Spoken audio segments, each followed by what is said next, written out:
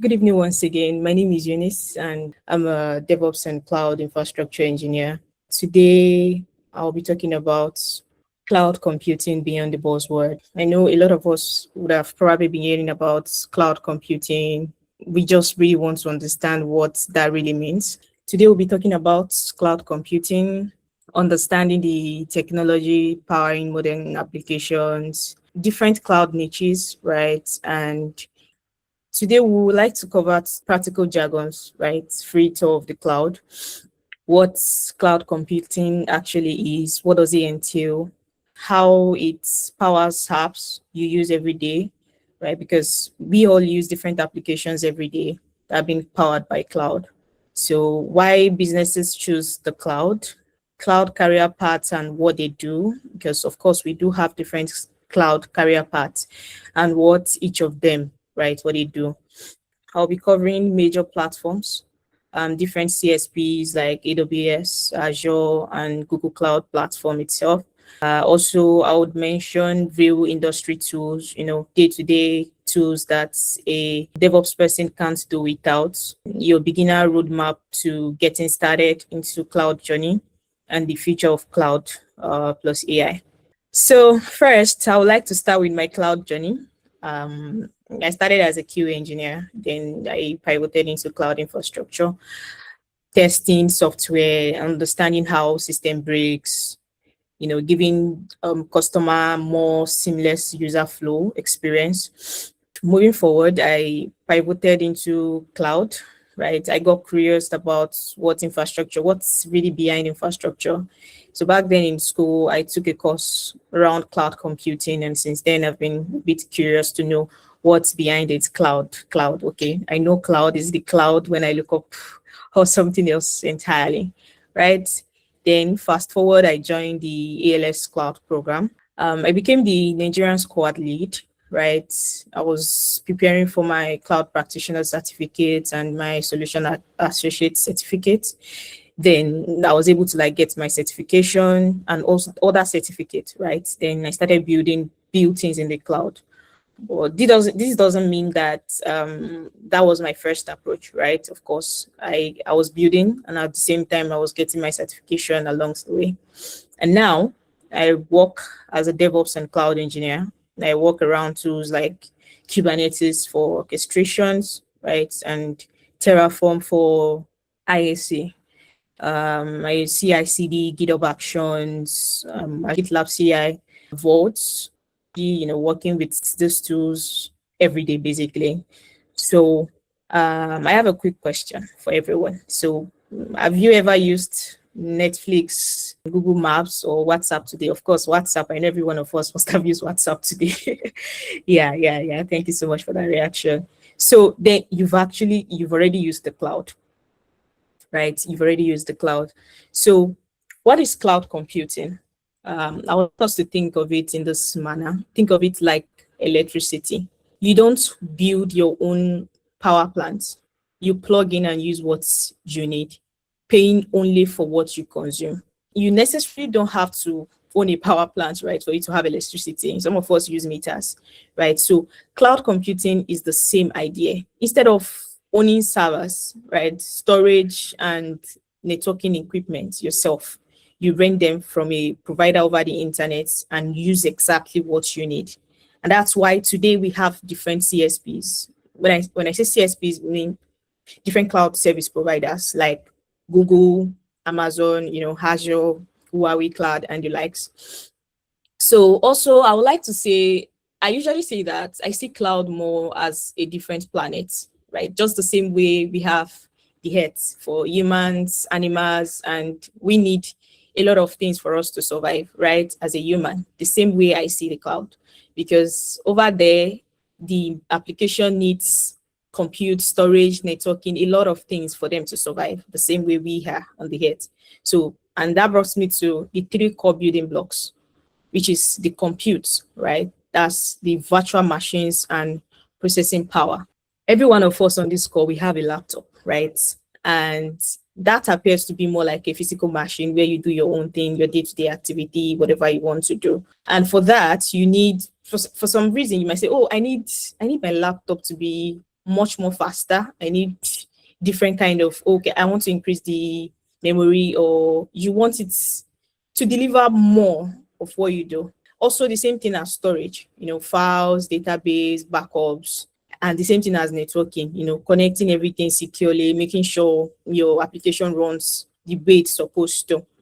Also, we have traditional servers versus cloud. I'd like to explain the difference between them. So why the world is moving from physical data center to cloud infrastructure? We have traditional, or we call it on-premises, then we have the cloud infrastructure.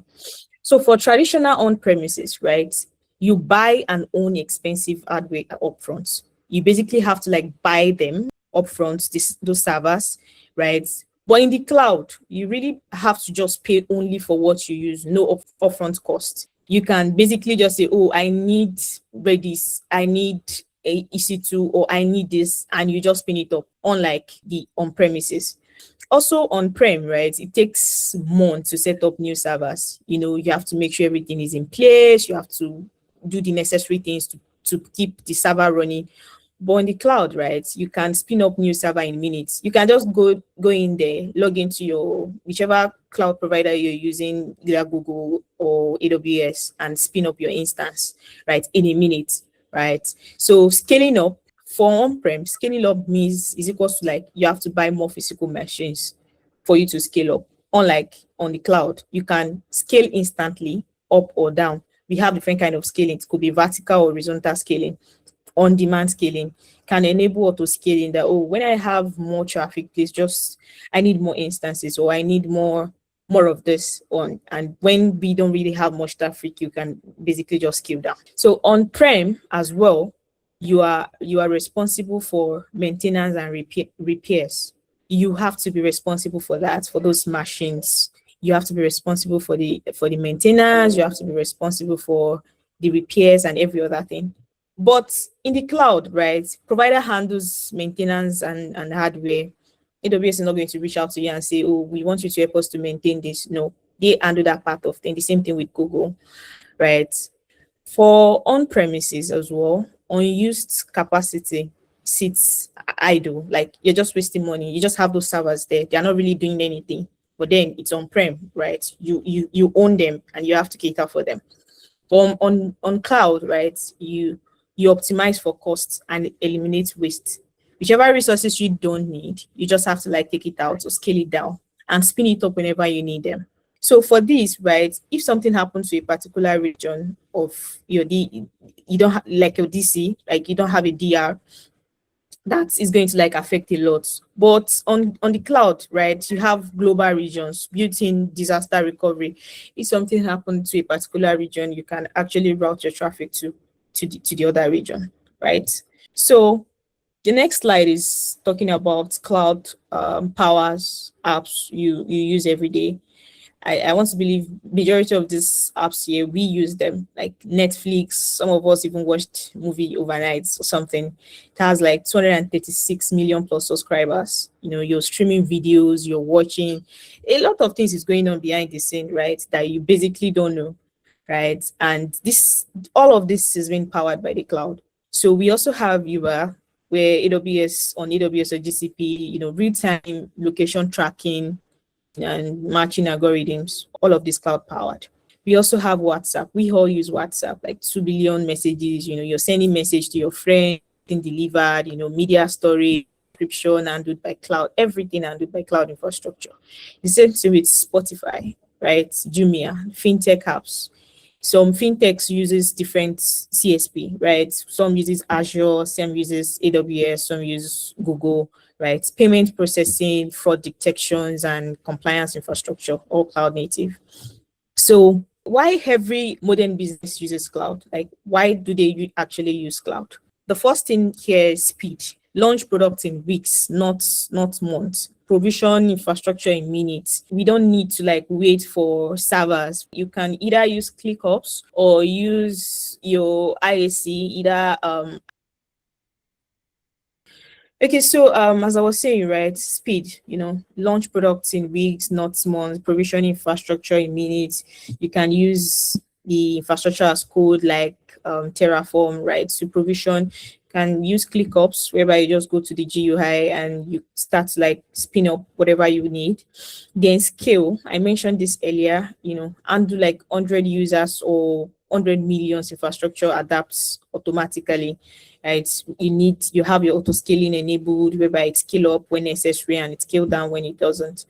Then we also have cost efficiency, no upfront capital. You pay for what you're using, pay as you go.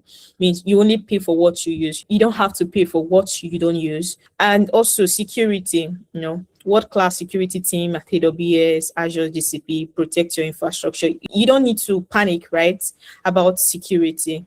Then reliability, built-in redundancy. If one data center fails, traffic reroutes automatically to the next. Innovation, access AI, ML, analytics, and IoT, Internet of Things tools, without you having to build from scratch. So the part two is I'm going to talk about the cloud ecosystem, the platforms, career paths, and real tools, right? I'm going to mention a few of them on this call today. So the three big, right, cloud platform, right, you encounter most in the industry are AWS, Azure, and GCP. AWS is the Amazon Web Services. It's more like the widest service catalog, 200 plus service, large community. They have great certification track. Same thing with Azure, best for Windows, Office 365 shops, Active Directory integrations. It's great for fintech and banking. We have GCP, best AI ML service, Kubernetes leader, BigQuery for analytics, Google's own infrastructure. So I know you must have probably come across these different cloud providers before.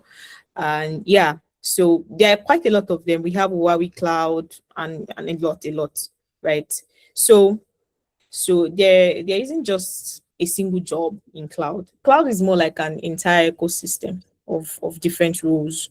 So we have the cloud engineers. They basically design and they build and manage cloud infrastructure, provisioning server, set up network, manage storage, and the likes. Then we have the DevOps engineer. DevOps are basically bridging the gaps between developers and operations. They build CI/CD pipelines. CI/CD pipelines means continuous integration and continuous delivery.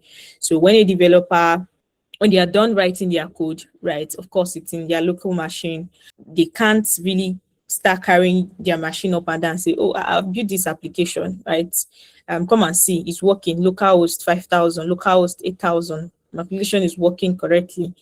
You can't really give that to somebody that is in the US or UK and say, oh, come and look at my machine. My application is working.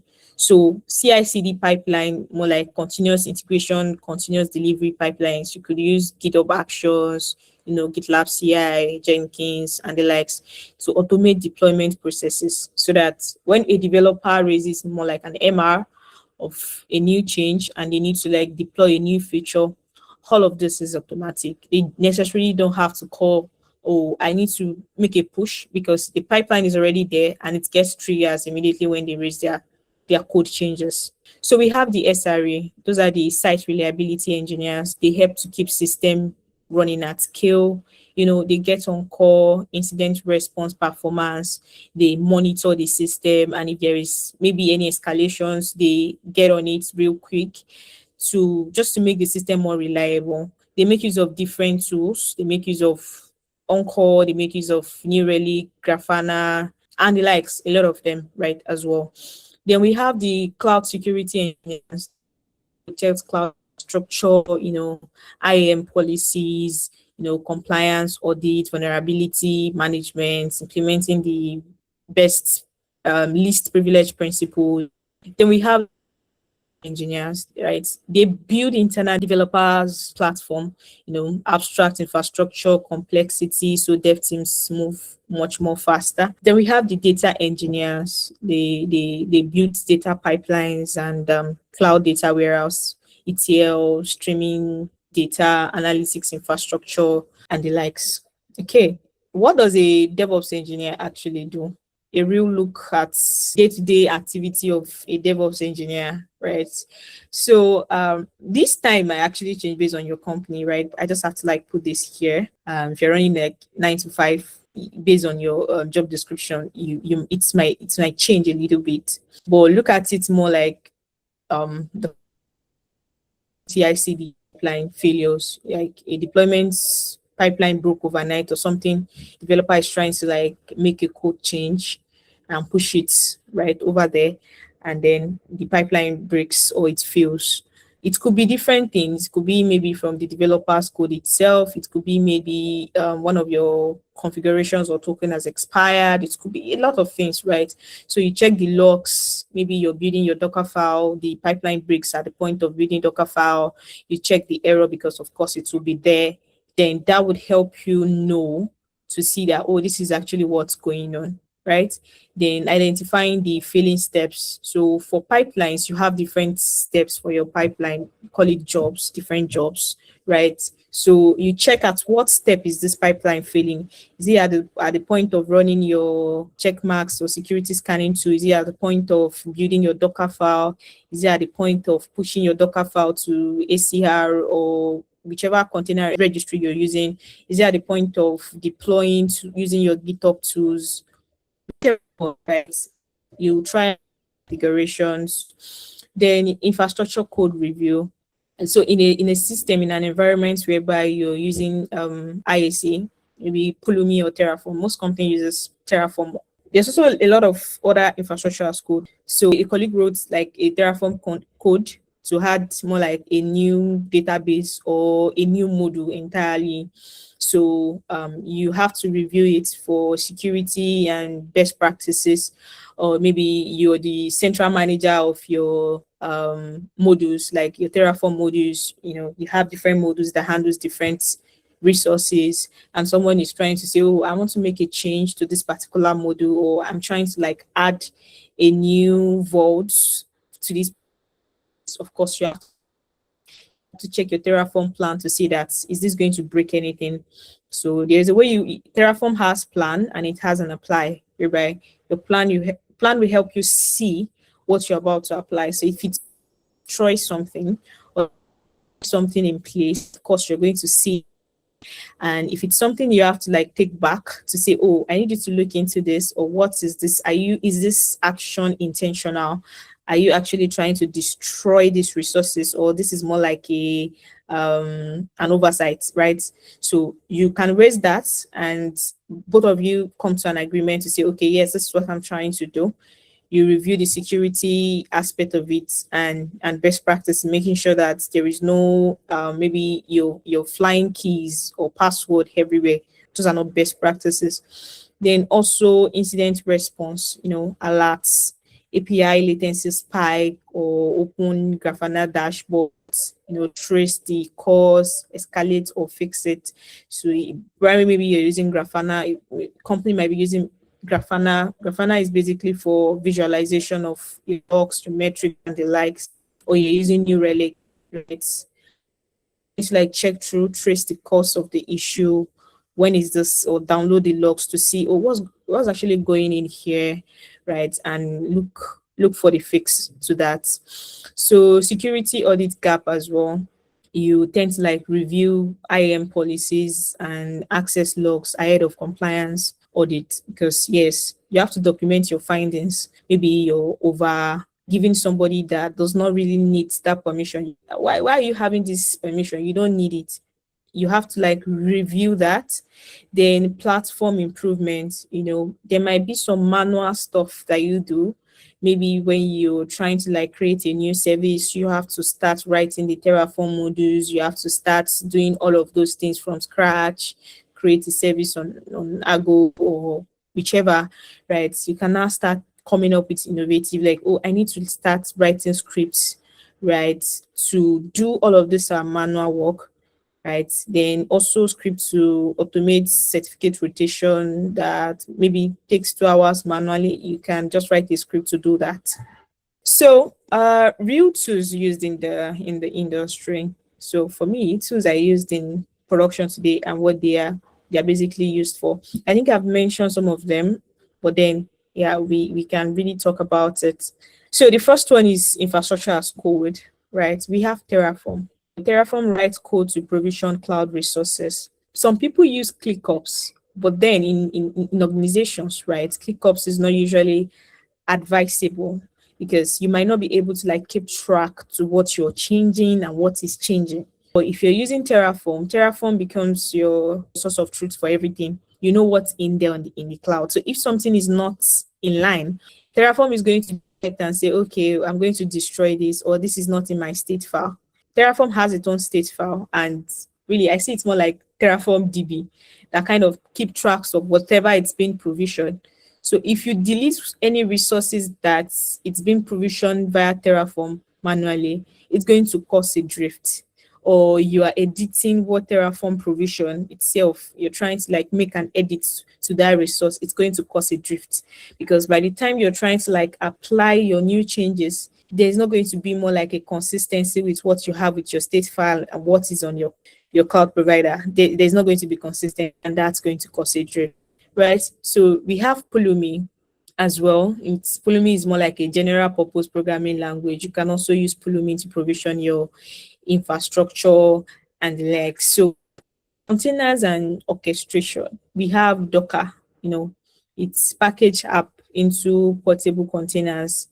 You package it because you have your Docker file. So for every deployment you're trying to like work on, of course, you have your Docker file that houses your, you have the wrapper and your application itself. So it's Dockerize it, it's package it together, right? Then you have Kubernetes. So Kubernetes help manage and scale containers at scale, really. So there's a lot. Each of this is more like a topic on their own, but for the purpose of this training, we are just trying to keep it simple, right? Then we have Argo CD. Argo CD for GitOps based continuous delivery, meaning that, for example, your developer make a code changes, right? You have your pipeline in checks. It could be Azure pipeline, it could be GitHub Actions or Jenkins. It picks up those changes immediately depending on your branch strategy or branch that you've set up. Okay, I need this pipeline to pick up when there is a merge request to this particular branch, which is your default branch. It could be main. Then it builds, do the necessary vulnerability scan, do the code analysis. You might be using SonarQube. There are a lot of tools that you can integrate to your pipeline to make sure that you have the best implementing practices. You can implement check marks for scanning as well. For code analysis, you can use SonarQube, right? There is ZapScan, a lot of them, right? So GitHub, Argo CD helps with the continuous delivery. So when there is a merge request, you merge your code, you build your pipeline, your Docker file, build it, push it to the ACR, your container registry. Then you have your MSD, that's your microservice delivery to the Argo CD, and then you have everything over there. So you can basically visualize what's running on your cluster inside from your Argo CD. So it helps you see, oh, this is the number of pod running, this is my deployment, right? And when you probably have a new release or feature you want to do, you can as well handle that from the Argo CD side of things. It also helps you like avoid over permissioning. So people, not everybody have access to the cluster. Whatever you want to do, you want to check logs, you can actually see that from the Argo CD because Argo CD has that feature. Then we have the CI/CD, continuous integration and continuous deployment. That's I mentioned GitHub Actions, right? Automate, build, test, and deploy. So based on your jobs, based on your pipeline steps, GitHub Action is going to execute them one after the other. Either you're using a consolidated repository or you're using more like an organizational workflow that you're just making reference to each of those workflows in your repository. Way you structure your repo, right? And we have Jenkins, that's more like a flexible open source CI/CD server as well. So you can actually choose. You can choose to go with Jenkins. You can choose to go with GitHub Action. Okay, so we have observability. We have Prometheus, for collecting metrics from application. You have Grafana, like I mentioned earlier, visualize metrics in the dashboard. So Grafana dashboard, you can actually see the metrics, the logs of your application. Then we have Datadog. It's more like a full stack monitoring platform. It has every component embedded in it, and you can actually do setup alerts and anything you want to do in there as well. We have security and secret. So for AWS, we call it secret manager. Also Google has their own secret manager. We have HashiCorp Vault, right? We have AWS IAM for controlling who can access what in AWS. You don't want to give everybody a like an access to do whatever they want to do, right? You can actually limit their access, their permissions from that leg. Then we have version control, we have Git. Git tracks and manage code changes, right? Git is something you can't even do without, really. You can't do without it. And then we have GitHub, it's help host code and collaborate on projects. We have GitLab as well, right? That does the same thing. So this is more like a beginner roadmap that I try to work on, right? So this is a more like a practical step-by-step guide to breaking into cloud from zero to at least being employable, starting from more like an internship, because that would help you like gain exposure to real world problems and see how all of this integrates together. And sincerely, you might not even use all of those tools. It's just based on what your company is going with. Some organizations chooses GitLab over GitHub.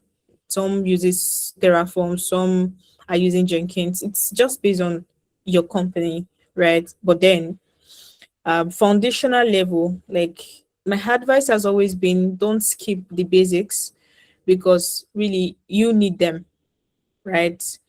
Some people just hear, oh, I've heard of Docker, I've heard of containerization. I just want to jump into Kubernetes and start learning Kubernetes without really understanding some of this foundational basic knowledge of what's going on in there.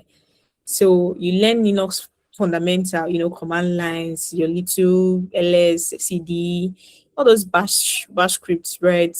You learn basic networking, what's an IP. I've been hearing of IP. What's even an IP? What's DNS? A lot of us today, we just go to the internet and say www, or just mention jumia.com and you're there, just bringing what I need. You really don't understand what's going on behind the scene to this thing. All of these things are not magic, right? Something is definitely going behind the scene that you don't know. But because we are just used to giving a tap over something and it happens, you're like, okay, yeah, it should work now, it should work. But then something is actually making it work. Then Git and version control basics. Git is very, very, very important. I've seen situation whereby you'll be battling Git, people battle like Git conflict, right? You don't know how to like resolve it. So Git is something you can't even play with. Git is something you can't even do away from it. You actually need Git. You want to push your code because of course you can't keep whatever you're building on your local machine. You have to push it out there. The second part is I think you can take like 1 to 2 months, depending on how fast you can learn and how serious you are with your journey on getting started or picking up this cloud, right? You can use like 1 to 2 months to learn this, understanding the basics. Try to know why. Okay, why is it that if I press google.com today, I can see Google page. If I go to jumia.com today, I can see Jumia page, right? All of those, there's something behind this thing that you don't know. Then the second part is more like cloud basics, create GCP, free AWS, GCP accounts, Azure accounts, you know, start breaking things. For me, if you don't break, you don't learn, right? But if you take your time to troubleshoot an issue for like 5, 6 hours, if they tap you maybe a few months later and say, oh, I'm having this issue, you would definitely know what to do to fix it. But if you're like, oh no, I'm just waiting for that I just want to stay. I don't want to break anything, right? Of course you're not going to learn. So core services like compute, storage, networking, but sincerely try as much as possible to learn what you're trying to be certified for. Don't just go for the certificate. Don't just get the certificate for the purpose of getting it without understanding the systems or the logics that work behind the scene of that certificate. Because the truth of the matter is you can actually get your certificate and truly not understand how all of this works. I identified this gap, and that's one of the reasons why I started breaking cloud into simple terms. That's basically what I do. I try as much as possible to do that. So try to understand this. You can create free accounts on all of these CSPs. You can choose one, right? You necessarily don't just have to go across all and say you want to learn all at the same time. No, because when you understand the basics and how all of this work, it's not going to be difficult for you to apply the same principle across board. Each of these CSPs has names, just a name to differentiate them. So GCP will say virtual machines, instances, AWS will say EC2. The same thing with Azure. So you can just pick one and start learning from that platform. Try to understand, okay, what is compute, what is storage, what is networking, how can I host my first application? It does not have to be something big. It can just be, oh, hello world, my name is this. Oh, hello, my name is that.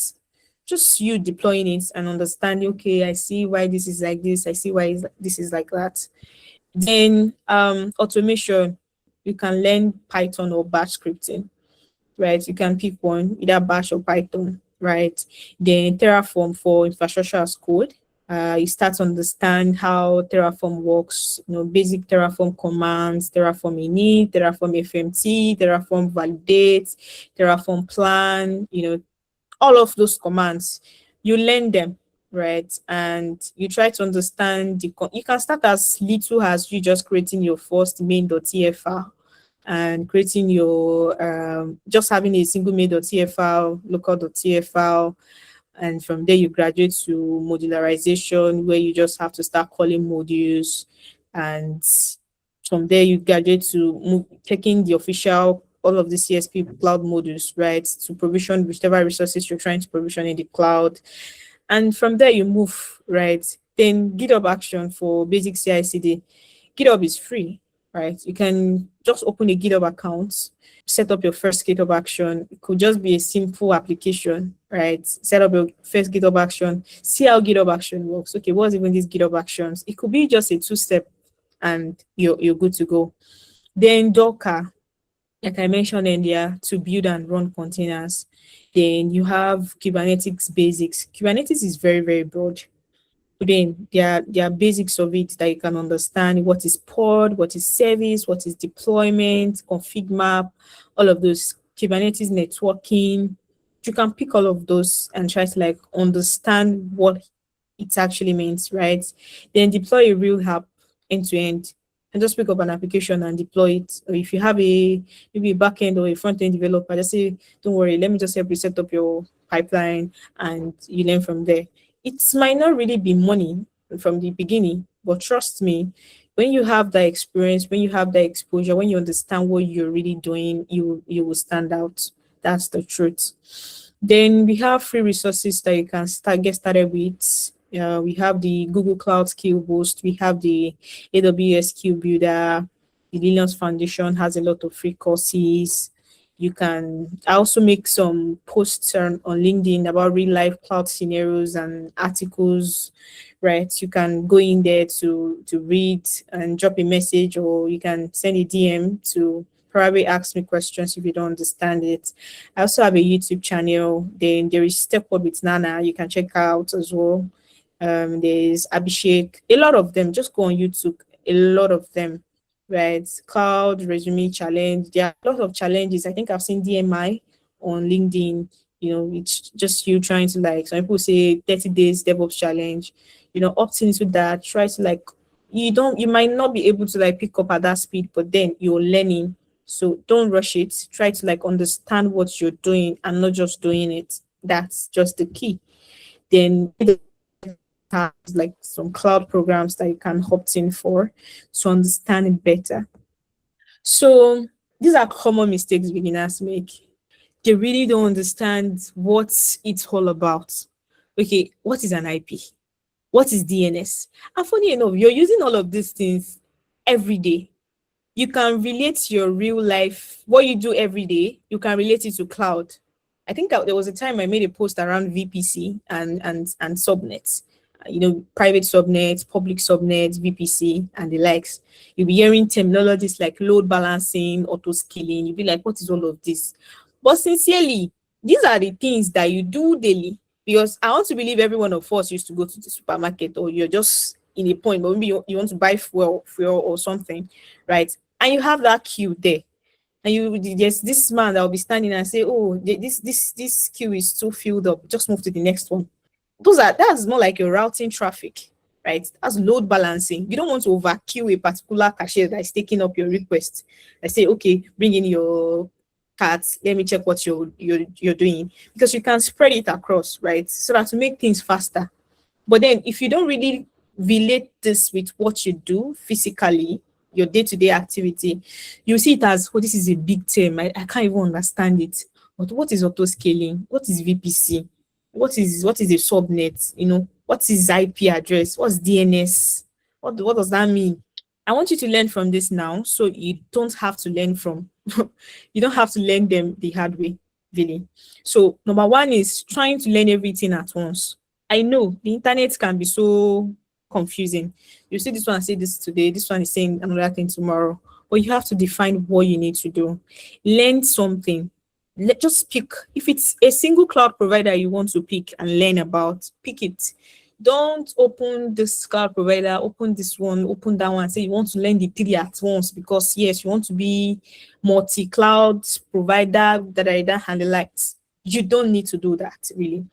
You just have to pick one and learn it. That even if they tap you and say, oh, I want you to spin up EC2 instance, or I want you to spin up an instance on Google, do this, do that. Oh, I want you to help me profile a secret, right? On Google Secret Manager. I need you to help me check the Kubernetes cluster or the Cloud Shell to see what's going on in my cluster or something. You know how to go about it. So my advice is, don't learn everything at once. Pick up one and learn.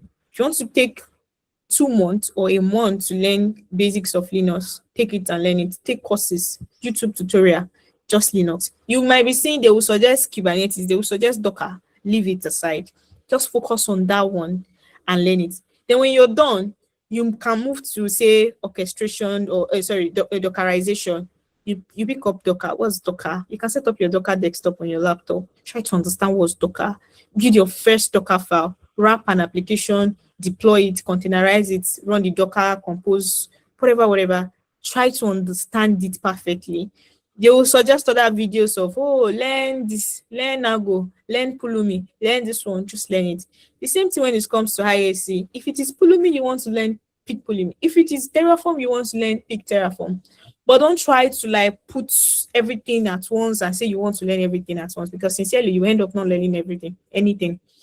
So pick one cloud, one skill, go deep before going wide. That's my advice, right? Just pick one and master it.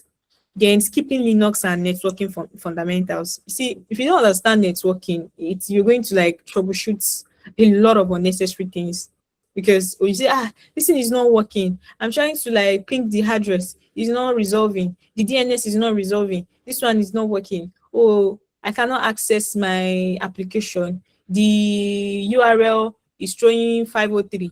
The URL is showing 504. I'm getting 502. Bad gateway. All those error codes.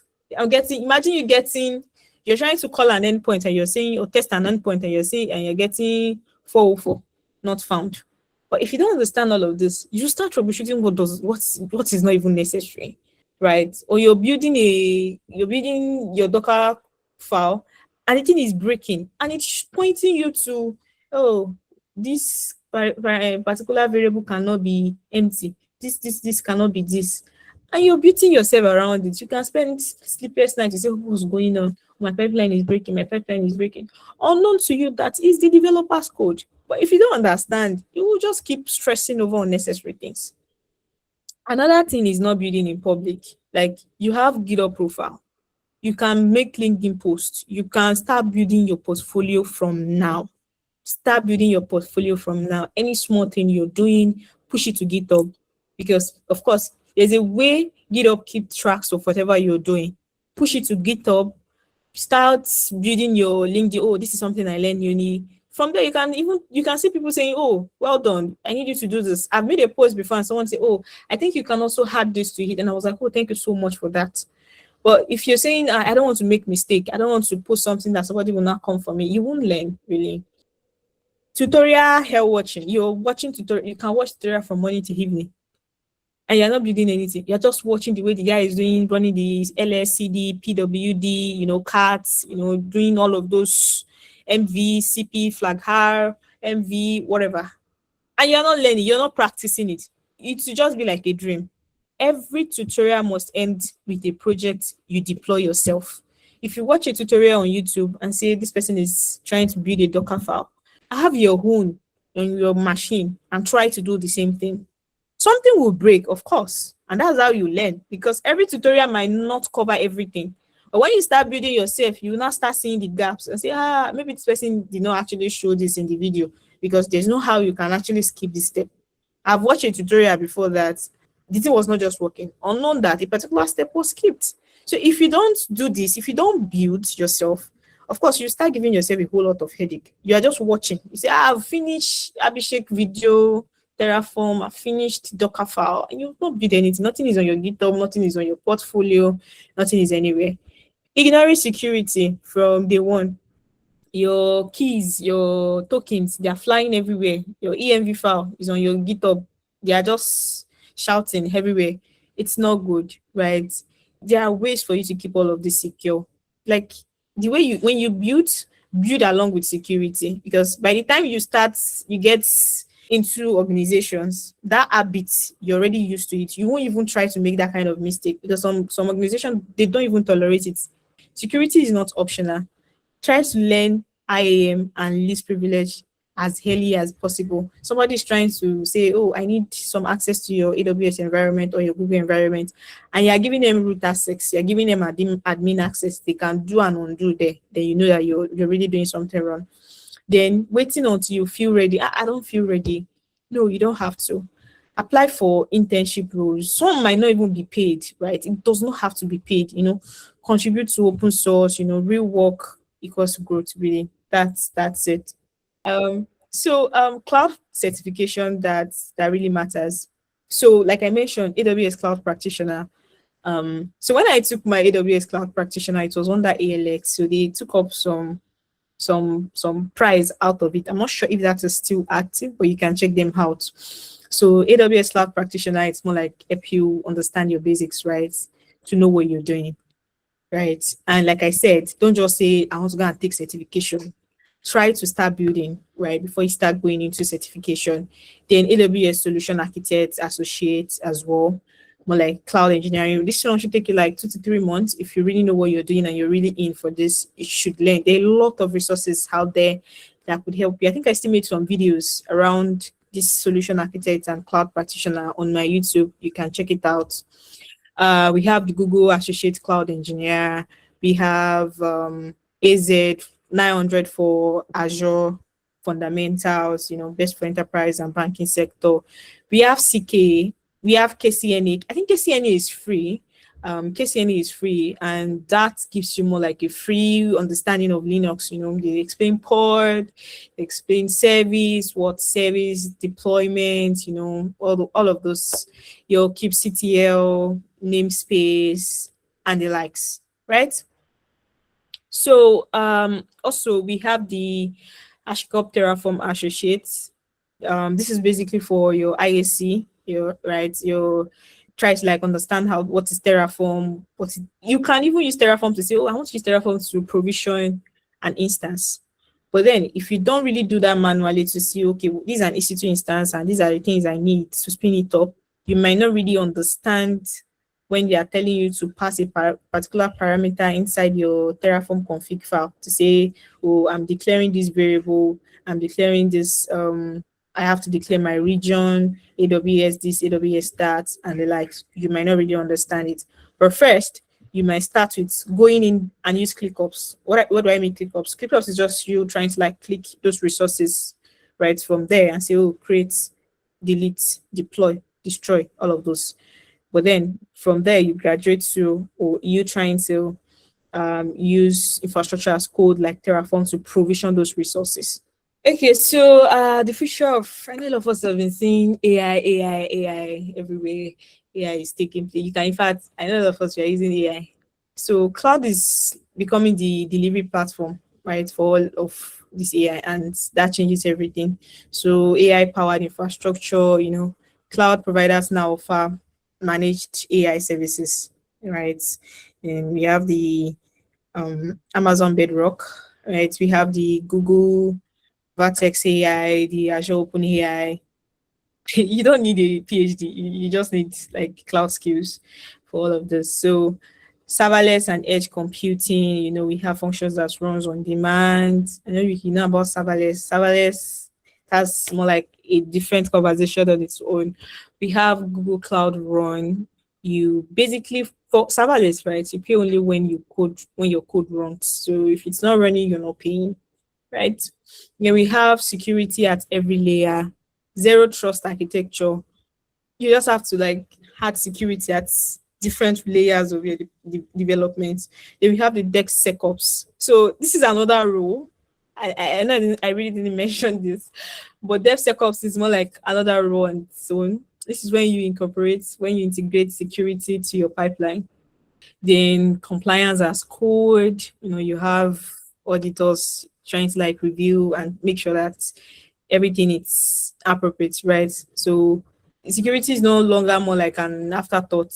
It is built into the pipeline. Like you have to like have its security scan. That use maybe check marks, like I mentioned earlier.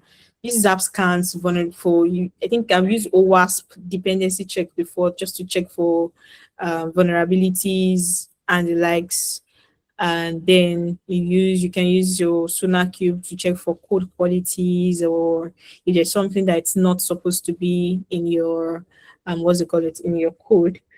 Then we have FinOps and cost intelligence. Cloud spend is under scrutiny, right? Engineers who can optimize costs, that you're just blowing everywhere. You're deploying just a simple application. You have spin up your Kubernetes. You're running a GKE or you're running a KS on top, just a little application, right? So more like engineers who can optimize costs while maintaining performance are incredibly valuable. Yeah, that's the point I'm trying to bring out from there. So the key takeaways, right, is this: everything you need to remember from today's call, right? Cloud, it's basically renting compute resources over the internet. And don't forget, I also mentioned me referring to cloud as a separate planet on its own. All those servers, right? They need something like to stay healthy. If they don't see this, if they don't see that, they don't function well. Just the same way as human, we need food, we need water, we need animal, we need plants to live. A lot of components comes in together to make your application what you're seeing out there today. So every app you love, WhatsApp, whichever it is, right, runs on cloud infrastructure, whether you like it or not. For you to be able to access it, and you don't even know who built it or where it's coming from, it's definitely running on cloud. So there are like 6+ career paths in cloud, not just one. So find the one that fits your interest, what you feel like, oh, I think I love DevOps. I think I want to move into platform engineering. I think I really love this security part of things. I want to start helping. I want to start working on integrating security into DevOps pipelines, not just you building pipelines, but you're also building security into it. Then start with Linux plus networking. Don't just jump into Kubernetes from zero knowledge, right? Then one cloud provider, not just all cloud provider. I know you want to understand AWS, you want to understand GCP, you want to understand Azure, you want to understand Huawei Cloud, but trust me, if you pick one and you understand how it works, right, you can apply that knowledge across board. You just need to understand what Google is saying. You just need to understand, oh, instances, oh, secret manager, oh, cloud run, oh, GKE, oh, this and that, to get certification and build projects. Start building your portfolio. When you're learning, push it there. Keep notes, document. For me, I'm very, very big on documentation. Whatever I'm doing, my day-to-day activity, I'm documenting. Cloud plus AI is the future. The skills you build today will compound for years, right? Then lastly, you don't need to know everything. You just need to start somewhere and keep going. So yeah, thank you so much for having me. And you can connect with me, Eunice Adediran.